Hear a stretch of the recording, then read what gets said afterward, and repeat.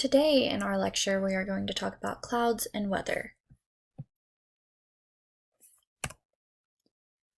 First, I wanted to talk about the formation of precipitation. Precipitation is saturated air that quickly rises in warm clouds and then cools. This forces condensation. The more condensation that is created, the bigger the drops grow. They start at about 2 micrometers. The droplets are carried up and collide with other droplets, which create bigger raindrops and then fall due to the gravity. They can break through that upward lift.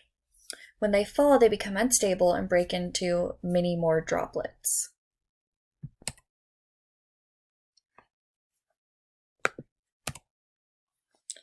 This is a good example about how, as the colder the air gets, the more you will receive. When there's still warm air, you can receive rain. When gets a little colder, you have freezing rain that freezes once it hits the ground. Sleet then comes whenever the colder air condenses and the rain freezes before it touches the ground and continues to stay frozen. Snow happens when there's cold air and it reaches the surface. The ice crystals are formed in the air.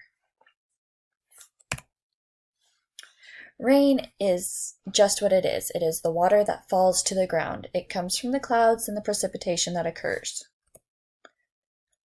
Freezing rain and sleet can be confusing. Freezing rain is a rain that freezes once it hits the ground, where sleet is rain that freezes in the cold atmosphere and stays frozen as it reaches the ground.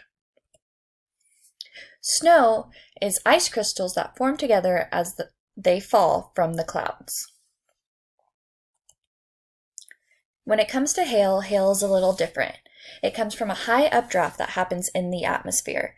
Those droplets are taken upward again and again as they collide with each other to create the hail shape. Hail, it happens in an unstable atmosphere because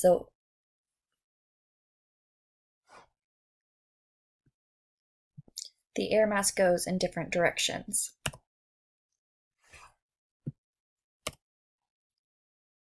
Lifting of air is important because it is how our clouds are formed. There are several types of lifting, but the two I'm going to talk about to you today are orographic and convergent lifting. Orographic lifting happens when air is forced over a mountainous barrier. This means that one side of the mountain can be green and great for crops, while the other is dry and has a harder time producing anything. The moist air rises along the mountain and precipitation occurs on that side of the mountain, condensing the water vapor to just that one side. Because of its peak, it stops and it has a hard time with the dry descending air to grow any kind of vegetation. Convergent lifting occurs when horizontal airflow is pushed upward and it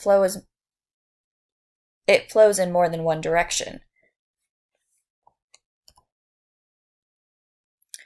As for air mass is a volume of air defined by its temperature and water vapor. It can be polar, Arctic, or tropic, and those also go into subcategories that we will look at. It can be maritime tropical, maritime polar, continental tropical, and continental Arctic. For the tropical is more warm and has better weather in my opinion. Polar is colder, still not bad. But Arctic is very, very cold.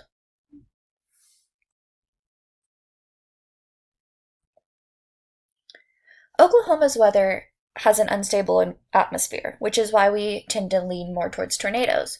When the hot air and the cold air meet, it creates basically a whole bunch of crazy that mixes together and causes tornadoes.